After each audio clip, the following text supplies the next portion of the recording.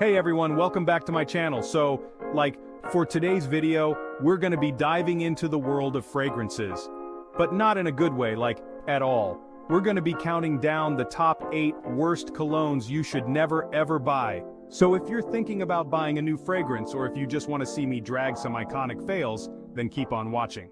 Okay, so let's start off strong with a classic Axe body spray. This is the go-to scent for many teenagers, especially those trying to make a bold impression. Now, we've all encountered this one in high school, and let's just say it's not exactly known for its subtlety. Remember walking down the school hallway and suddenly being hit by that unmistakable, overpowering aroma? Like seriously, this stuff is strong. It's almost as if the goal was to announce your presence from a mile away. It's like a punch in the face with a can of, well, Axe. Imagine opening a can and getting smacked with a wave of intense cologne. It's just so overpowering and in your face, you know? It's like there's no escaping it once it's been sprayed. And the worst part is, it tends to linger. Long after the initial spray, the scent hangs in the air, refusing to dissipate. So you're stuck with this cloud of artificial manliness following you around all day. Not cute. It's almost as if the scent has a life of its own, clinging to you and everything you touch. And let's be honest, most teenagers don't exactly have a light touch when it comes to applying it. They tend to overdo it, making the situation even worse. You can always tell when someone has gone overboard because their friends are usually holding their noses or giving them a wide berth. It's a scent that demands attention, but not always in a good way. Next up, we have Old Spice Swagger. And honestly, the name says it all.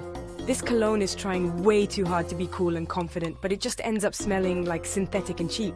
It's that kind of smell that makes you wonder if they even tried to make it smell good, or if they just threw a bunch of random chemicals together and called it a day. Playboy New York. Why? Just why? This cologne is trying to be seductive and alluring, but it ends up smelling like a candy store exploded. It's just way too sweet and artificial, and it gives me an instant headache. I can't even with this one. It's like they took every single sugary note they could find and just dumped them all into one bottle. Chapter 4, Adidas moves. You won't be making any moves with this one, Adidas moves. Okay, this one isn't necessarily bad, it's just basic, really basic. It's the kind of cologne that doesn't stand out in any way. It's the kind of cologne that you'd expect to find at the drugstore. And it just doesn't have any personality. You know, the type you might grab in a hurry because you forgot to pack your usual scent. You know what I mean? It's like you want something that makes a statement, but this one just whispers.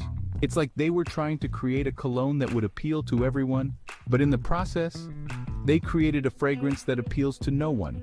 It's not offensive, but it's not memorable either. It's just there. When you wear a cologne, you want it to reflect your personality, to make you feel confident. But with Adidas Moves, it's hard to feel anything at all. It's like wearing a blank canvas. So if you're looking to make an impression, this probably isn't the one for you. There are just so many better options out there. Chapter 5, Bodman Fragrance. The name says it all, Bodman Fragrance. Oh honey, where do I even begin? This cologne is just way too strong and it smells like, well, cheap deodorant. It's that kind of smell that makes you want to roll up your windows and drive in the opposite direction. It's just not a good look. Chapter 6, Michael Jordan Cologne. A slam dunk ... in the trash. Michael Jordan Cologne. Okay, I love MJ as much as the next person, but this cologne is just not it. It smells like it's stuck in the 90s and not in a good way. It's just really outdated and musky, and it makes me think of your dad's old gym bag. Chapter 7. Jovan Musk, the OG of overpowering scents. Jovan Musk. This is another one of those classic colognes that's been around forever, and for good reason. It's strong, it's musky, and it's definitely not for everyone. This is the kind of cologne that you wear when you want to make a statement, and that statement is, I'm here, and I'm not afraid to let everyone know it. Chapter 8, Stetson Original. Yeehaw, more like no-haw. And finally, we have Stetson Original. This cologne is for cowboys and ranchers, and that's about it. It's just way too old-fashioned and overpowering for my taste. I can't imagine anyone under the age of 50 wearing this. It's just not a good look. And there you have it, the top 8 worst colognes you should definitely avoid. Seriously, these are the ones you don't want anywhere near your collection. If you see any of these in the store, just turn around and walk away. Trust me, your nose will thank you. Run in the opposite direction. But honestly, fragrance is so personal, and what one person loves, another might hate.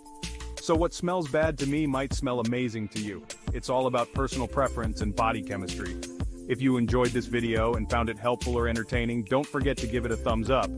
Your support means a lot and helps the channel grow.